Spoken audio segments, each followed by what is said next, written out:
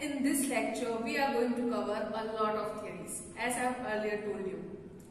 So first of all, I would like to start with the application of C programming language, right? So first of all, you may know that C is really very near to the machine level language.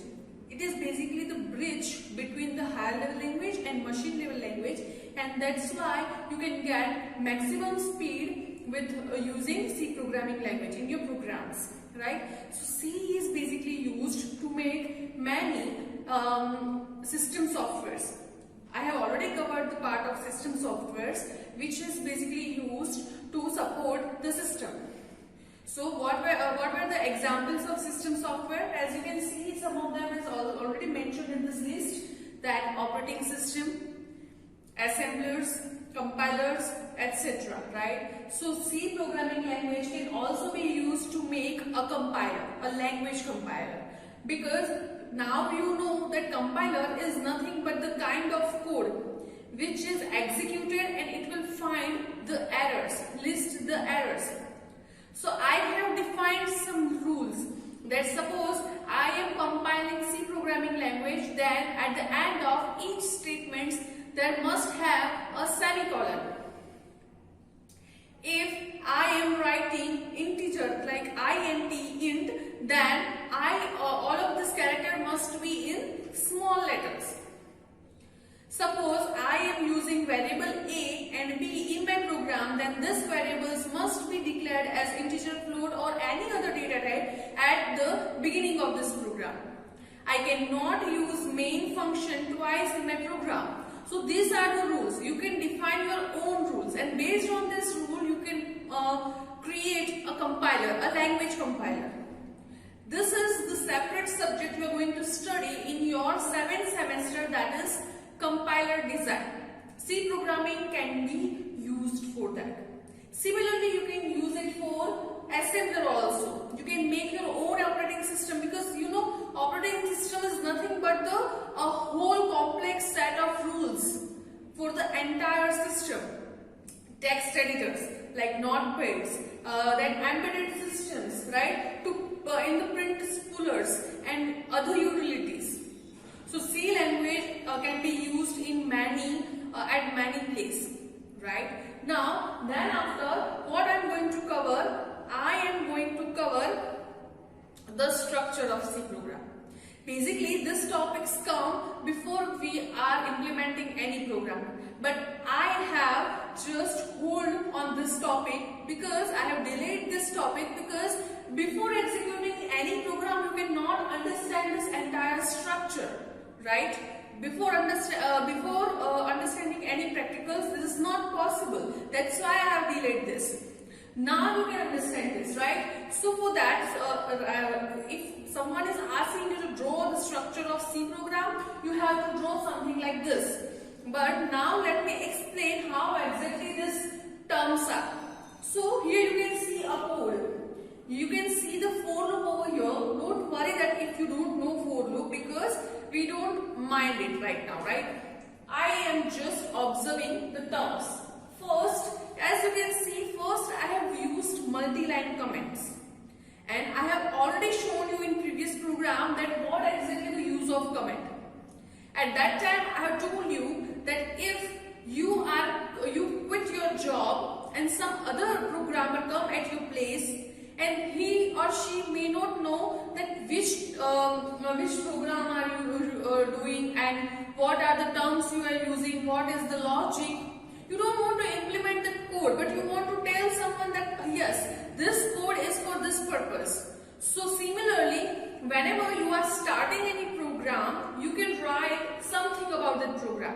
As you can see that I have written that add.c is a program to add and display the sum of add numbers. So the purpose is to show its structure. So this will not be executed in your program. It will not be displayed. This is just for the sake of knowledge of developer. So this is called documentation part. As you can see here, you can see the structure. First is documentation structure.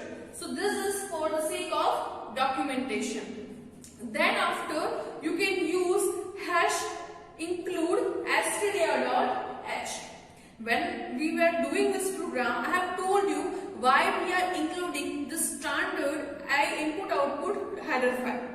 I have told you that this is called header file and its extension is .h, and we are including this external file from my computer to my program.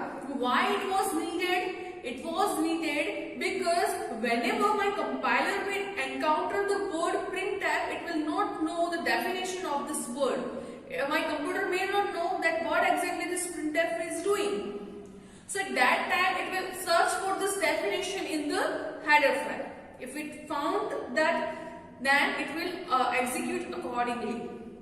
There exist so many header files, and I am going to cover it in next slides. So this is called linking section because I am linking my unknown terms in the main program to the external files, right? So this is called linking because as you can see in the yellow part inside the main, whenever I am using printf or something like that, it will ask for the definition in the that include section.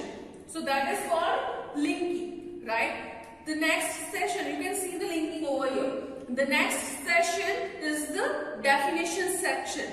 In the definition section in one program, in the program of finding the area of circle, I have shown you that how you can define pi. I was defining pi as 3.14 at the beginning of this program. And at each equation I was using pi. If you have not referred that video, then you can just go and watch that video. At that I have defined, here I have defined last, similar way in that program I have defined pi. So suppose I want to define something like this constant, then I can use this section. Basically this section is called macros, for which I am going to conduct a separate session, so don't worry about it right now. Just understand that this section is called definition section, and inside this session I can define some macro. Here last is called macro, right? How exactly it's working I am going to cover it in detail in separate video, so don't worry. Then after you can see the global declaration session. Till now in any program I have not used global declaration.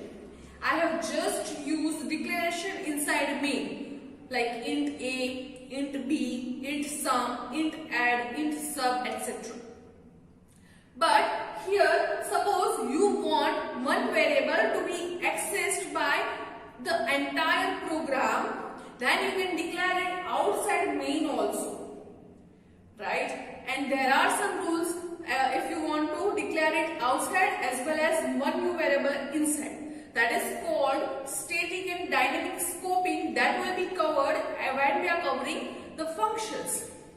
So right now just understand that you can declare something outside of main function also, and that is called global declaration section. Then comes our main part, the main function. I have told you that the program execution start from main. And as we are enclosing main in the curly braces, you can use any other subprograms or other functions also. That is the last section, that is subprogram section or functions. You can use variety of functions there. Main is also a function, but you cannot use main function twice in your program or more than 2 times.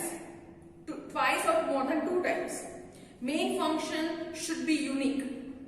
So remember this, that your program execution starts from main, and that's why you don't want to confuse your computer, and that's why there is only a single main function inside your computer system.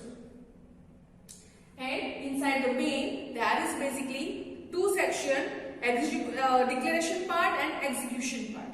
So suppose here I have declared int I equal to 0, and all that part is called declaration because I am declaring each of the variable that I am going to use in my program. Suppose I am writing a program to subtract 2 numbers, so that's why I have to take 2 numbers from user and I have to store them to some third variable. So I have to declare those variables first. So that is called declaration section, and wherever I am writing printf, scanf, or I am writing some kind of equations, that is called execution part. So main part is basically divided in 2 parts. Right? And last but not least, we can use the list of functions. Here I have used a function add. Now what exactly the function is, that I am going to cover in a separate lectures. So don't worry. So this is all about the structure of C. Here for the sake of your notes, I have covered this in a detailed way. First is documentation section, which covers basically comments. I have already explained some of this part, so I am basically focusing on some highlighted part. So basically there are 2 types of comments. First is single line and other is multi-line. So now first let me show you that what exactly the single line comment look like. So here you can see our IDE window. Inside this window, suppose I am writing something as / single line comments. Then if I just hit enter and write this is second line. You can see the difference in colors. First is comment, but if I just save this program as untitled and if I just compile it and run it, you can see for first line it is not giving me any error, but for second line it is saying this is not the name of type, which is kind of error because my compiler could not understand the statement. So this is not considered as comment because here I have used single line comment by /. If I want to make this comment, I can comment it by putting /. So same way, if I am writing 100 lines of code for command and I am commenting it, each line must have /. So this can be headache, right? So there exists a way in which I can just use one symbol for all. So let me just erase this for each lines. So now you can see for each line it is something as comment, but suppose I am writing include stdio.h. So now stdio.h is also considered as comment. So I have to stop this comment somewhere. So for that I am using this sign. So now this will not be considered as comment. You can see the color difference. So first was the // was called single line comments, and this /* is called multi-line comments. I hope you understand this. Now let me begin with the next section, that is link section. So for link section, here I have included a header file stdio.h, which is nothing but the standard input output file. Then after I am writing int main and return 0. Now suppose I am writing printf hello link section, then you know that whenever my compiler will include this file, then my execution will start from main. Then it will encounter a statement printf and something is written inside the printf. Now my compiler doesn't know the definition of this printf, so it will link this printf with the external header file which is included using include stdr.h. So that's why it is called link section. I hope you guys are clear with this code. So let's continue with our PowerPoint presentation. Now, as you can see on the screen, there exist so many header files for C programming language. In my live session, I have already told you to search for these header files. I hope many of you have searched it, right? So, as you can see, first it's standard input-output file, that is stdr.h, which is basically used for input-output functions. Now, which are those input-output functions? Printf, scanf, such kind of functions can be accessed using this header file. This header file contains a predefined library functions that are very useful and make our code more easy, right? Then after we can see conio.h, which is basically for console input-output. Then math.h, which consists of some functions of mathematics like power functions, exponent, etc. Right? Then after we will see string.h. We are going to cover this header file in the chapter of arrays and strings. It contains a lot of useful predefined string functions which can be used and which will just optimize our code. Then after we will see the ctag.h, which is nothing but some header file which deal with our character handling functions. Then after time.h. Suppose you want to add kind of time, date and time in your program. One of my students have made a program while I was teaching this. He was wondering that where this time.h can be used, and he made a program in which he made a timer which continuously goes on. The timer 0, 1, 2, like So if you want to make a timer, you can also try that at your home as a homework problem. Time.h can be used to deal with date and time. And last but not the least, std.lib, right? This header file is basically used for general utility functions. So this is all about the header file. You can easily Google these files and know which are the functions contained by this header files. Now then after, if I go further, the next session was the definition session, and I have already told you that you can define pi, and I have already shown you the program in which I was using define pi 3.14, the program in which I was calculating the area of circle. So this is to define all the symbolic constant and macros. For macros I'm going to cover a separate section, so don't worry about it right now, just understand this concept. Then after, the next is global declaration session, in which I can declare any variable outside of main which is accessible by each of the function declared in my program, only within the program, not outside of program, right? Then after, the main function. Main function is very unique function. You cannot use second main function in your program, because our program execution start with main program, and if you are using more than one main functions, then my computer can be confused at from where to start executing program.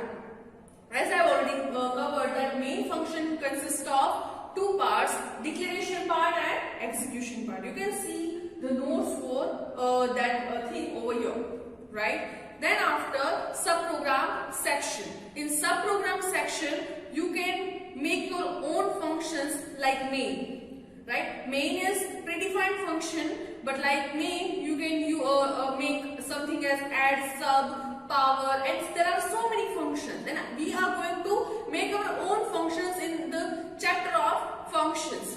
So please be patient till that, right? So this is all about the structure of C programming language. From next section, I am going to cover C tokens. I hope you enjoy this class and understand this video. I see you in the next class. Thank you so much.